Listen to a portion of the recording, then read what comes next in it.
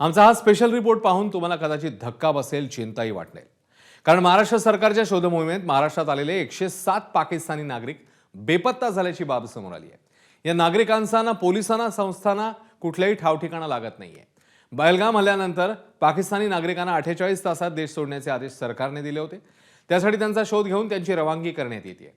त्याच वेळी ही बाब लक्षात आल्यानं धोक्याची घंटा वाजली आहे। पाहूया। दिनांक 22 एप्रिल 2025 पहलगामच्या बैसरनमध्ये म्हणजेच मिनी स्वित्झर्लंडमध्ये महाराष्ट्रासह देशभरातून गेलेले पर्यटक आनंद घेत होते। एवढ्यात अचानक 4 ते 5 दहशतवादी आले आणि एकेका पर्यटकाला गोळ्या घालून मारण्यात आलं। 26 निष्पाप पर्यटक एका क्षणात जग सोडून गेले।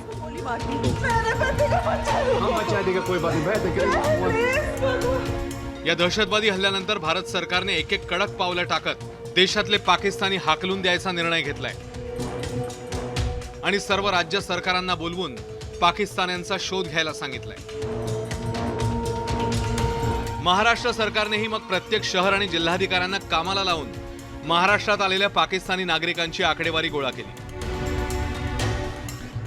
भारत सरकारने पाकिस्तानी नागरिक जे भारतामध्ये आहे त्यांचा व्हिसा रद्द केलेला आहे आणि त्यांना तात्काळ निघून जायला सांगितलेलं आहे।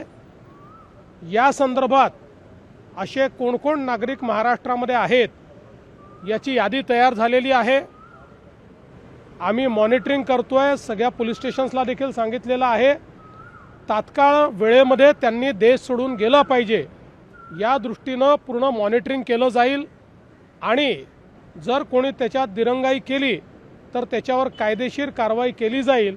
कुठल्याही परिस्थितीमध्ये पाकिस्तानी नागरिक व्हिसा कॅन्सल झालेला हा या भारतामध्ये राहणार नाही, या महाराष्ट्रामध्ये राहणार नाही। या संदर्भात पूर्ण काळजी आम्ही घेतो आहोत। महाराष्ट्र सरकारने घेतलेल्या शोधात राज्यामधल्या 48 शहरात 5023 पाकिस्तानी नागरिक मिळाले। यामध्ये नागपूर शहरात सर्वाधिक 2458 पाकिस्तानी आहेत। त्यानंतर ठाणे शहरात 1106 पाकिस्तानी नागरिक आहेत। जळगाव शहरात तिसऱ्या क्रमांकाचे म्हणजे 393 पाकिस्तानी नागरिक आहेत। तर पिंपरी चिंचवडमध्ये हाच आकडा 290 आहे। नवी मुंबईत 239 पाकिस्तानी नागरिक दाखल झाल्याची नोंद सरकारकडे। याशिवाय अमरावतीत 117 पाकिस्तानी नागरिकांनी आश्रय घेतलाय। महाराष्ट्रात आलेल्या 5023 पाकिस्तानी नागरिकांपैकी 2088 पाकिस्तानी नागरिक त्यांची भारतात राहण्याची मुदत संपून सुद्धा बेकायदेशीरपणे राहत आहेत। 2740 पाकिस्तान्यांना दर वर्षाला कागदपत्रांच्या नूतनीकरणानंतर वास्तव्याची परवानगी दिली जात असल्याचं सरकार म्हणतंय। सरकारच्या आकडेवारीतनं समोर आलेली सर्वात धक्कादायक बाब म्हणजे महाराष्ट्रात आलेल्या 5023 पाकिस्तानी नागरिकांपैकी 107 पाकिस्तानी नागरिक बेपत्ता आहेत। हे 107 पाकिस्तानी वैध कागदपत्रांवर आले, पण ते सरकारला न कळवता कुठे गायब झाले याची माहिती पोलीस किंवा सरकारकडे नाहीये। त्यांचा येण्याचा हेतू काय होता आणि मुदत संपल्यावर ते का बेपत्ता झाले याचं मोठं गूढ आहे। कोणत्या शहरातून किती पाकिस्तानी नागरिक बेपत्ता झालेत ते पहा। ठाणे शहरातले 33 तर नागपूरमधले 25 पाकिस्तानी नागरिक महाराष्ट्र आणि केंद्र सरकारच्या नजरेमध्ये नाहीयेत। रायगडमध्ये आलेले 11 पाकिस्तानी नागरिक गेले कुठे याचं गूढ आहे। पुणे शहरात 9, बुलढाण्यात 6, लातूरमधले 6, गोंदियात 5 तर नांदेडमध्ये आलेले 4 पाकिस्तानी नागरिक बेपत्ता आहेत।